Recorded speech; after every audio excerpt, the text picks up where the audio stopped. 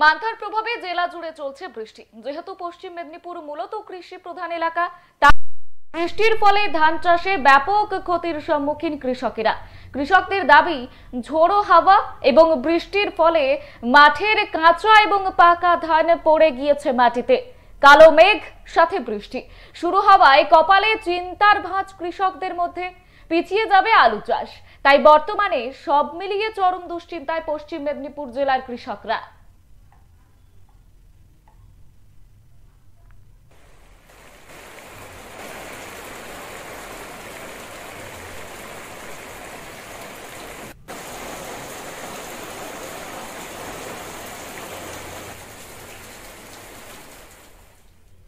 মান্থার প্রভাবে জেলা জুড়ে চলছে বৃষ্টি। আর যেহেতু পশ্চিম মেদিনীপুর মূলত কৃষি প্রধান এলাকা, তাই বৃষ্টির ফলে ধান চাষে ব্যাপক ক্ষতির সম্মুখীন কৃষকরা। কৃষকদের দাবি, ঝোড়ো হাওয়া এবং বৃষ্টির ফলে মাঠের কাঁচা এবং পাকা ধান পড়ে গিয়েছে মাটিতে। কালো মেঘ সাথে বৃষ্টি শুরু হাওয়ায় কপালে চিন্তার ভাঁজ কৃষকদের মধ্যে। পিছিয়ে যাবে আলু চাষ, তাই বর্তমানে সব মিলিয়ে চরম দুশ্চিন্তায় পশ্চিম মেদিনীপুর জেলার কৃষকরা।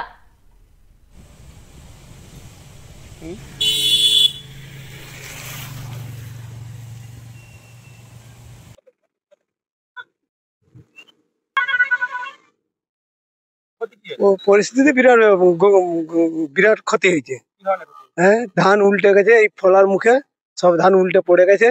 হ্যাঁ, জল কালো বৃষ্টি কালো হয়েছে, আজও হচ্ছে, আজও এই হলো, এই একটু থেমেছে।